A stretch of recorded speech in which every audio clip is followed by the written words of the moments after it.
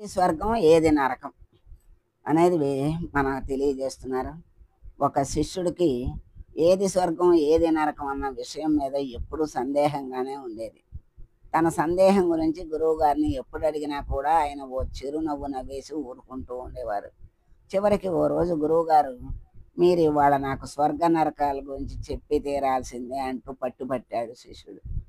దానికి గురువుగారు, "సరే, నీకు ఓ అనుభూతిని కలిగిస్తాను. దాన్ని బట్టి నీకు స్వర్గం అంటే ఏంటో, నరకం అంటే ఏంటో తేలిపోతుంది" అన్నారు.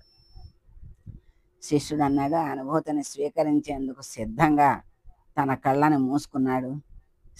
శిష్యుడు కళ్ళు మూసుకోగానే ఒక వింత దృశ్యం అతనికి కనిపించింది. ఆ దృశ్యంలో ఒక పెద్ద గది. ఆ గది మధ్యలో ఒక పెద్ద బల్ల ఉంది. ఆ బల్ల మీద రకరకాల ఆహార పదార్థాలు కనిపిస్తున్నాయి. తాజా పళ్ళు, గుమగుమలాడే కూరలు, ఇలా 1, 2 కాదు, మనిషి జిహ్వని రెచ్చగొట్టే సర్వ పదార్థాలు ఆ బల్ల మీద ఉన్నాయి. కానీ ఏం లాభం? ఆ బల్ల చుట్టూ ఉన్నారు జనాలు. బల్లకి మధ్య 5, 5 అడుగుల దూరం ఉంది. ఏది జనాలకి బల్లకి మధ్య 5, 5 అడుగుల దూరం ఉంది. మనుషులు ఎంత గింజుకుంటున్నా ఆ బల్లని సమీపించలేకపోతున్నారు. అలాగని ఆహార పదార్థాలను అందుకునేందుకు ఏ ఉపాయము లేదా అంటే, లేకనే. ప్రతిదానికి మనసుంటే మార్గం ఉంటుందంటారు కదా! ఒక 5 అడుగుల గెరిటె వారికి అందుబాటులో ఉంది. కాకపోతే ఉన్న ఒకే ఒక గెరిటె కోసం గదిలోని జనాలంతా కొట్టుకోవడం సరిపోతుంది. ఒకవేళ ఎవరన్నా బలవంతుడు ఆ గరిటెని చేజిక్కించుకున్నా, దాంతో ఆహారాన్ని నోటి దాకా తెచ్చుకునేసరికి అందులోని పదార్థాలు నేలపాలైపోతున్నాయి. శిష్యుడు ఆశ్చర్యంగా ఆ దృశ్యాన్ని చూస్తున్నాడు. అది మాయమైపోయి మరో దృశ్యం కనపడింది. అందులోనూ ఇదే పరిస్థితి. గది మధ్యలో పెద్ద బల్ల, ఆ బల్ల చుట్టూ 5, 5 అడుగుల దూరంలో జనం. ఆ జనాలందరికీ ఒక గరిటె, కానీ వాళ్ళంత ప్రశాంతంగా కనిపిస్తున్నారు. వారి ఆకలి తీరినట్లే ఉంది. గదిలో ఎలాంటి కొట్లాటలు లేవు, ఎలాంటి హడావుడి లేదు. అది ఎలా సాధ్యం అని ఆశ్చర్యంగా చూసిన శిష్యుడికి ఆ ప్రశాంతత వెనక ఉన్న విషయం బోధపడింది. గదిలో ఉన్న ఒకే ఒక్క గెరటిని ఒకరి తర్వాత ఒకరు అందుకుంటున్నారు. దాంతో ఆహారాన్ని నింపుకుని అవతలి వారికి పెడుతున్నారు. గరిటె తమ దాకా వచ్చేదాకా, తమ ఆకలి తీరేదాకా అంతా సహనంతో ఉన్నారు. తనకు కనిపించిన 2 దృశ్యాలను తలుచుకుంటూ శిష్యుడు తన కళ్ళని తెరిచాడు. కంటికెదురుగా గురువుగారు ఎప్పట్లాగా చిరునవ్వులు చిందిస్తూ ఉన్నారు. "ఇప్పుడు అర్థమైందా స్వర్గానికి నరకానికి ఉన్న తేడా ఏమిటో?" అన్నారు గురువుగారు. శిష్యుడు తల వంచుకున్నాడు. "నీకు కనిపించిన 2 దృశ్యాల్లోనూ పరిస్థితి ఒకటే.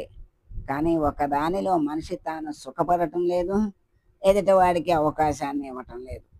ఎంతసేపు తన కడుపే నిండాలనే ఆలోచన ఉన్నప్పుడు ఇలాంటి నరకమే ఏర్పడుతుంది.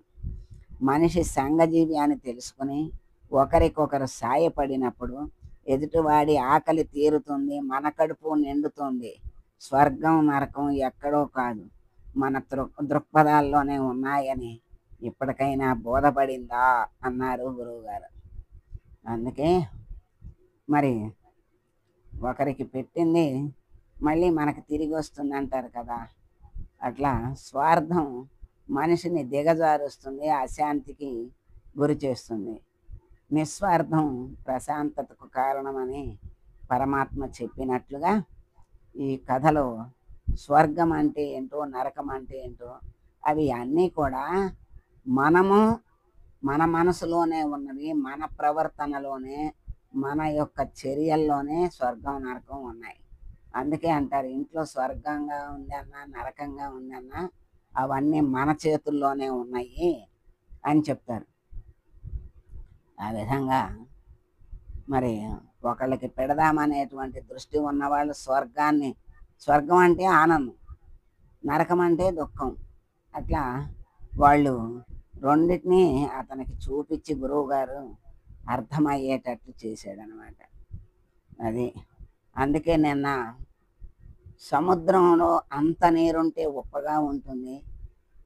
మరి నదిలో కొంత నీరే ఉన్న తియ్యగా ఉంటుంది. ఎందుకని అంటే సముద్రమే చెబుతుంది. నది తీసుకుంటుంది, మళ్ళీ అందరికీ ఇస్తుంది గనక ఆ నీరు తియ్యగా ఉంటుంది. నేను తీసుకోవడం తప్ప ఎవరికి ఇవ్వను గనక నా నీరు ఉప్పగా ఉంటుంది అని చెప్పారు. అట్లా మరి కొన్ని కొన్ని ఒక్కొక్క సందర్భానికి ఒక్కొక్క విషయం మరి అన్వయించి చెప్తూ ఉంటారు.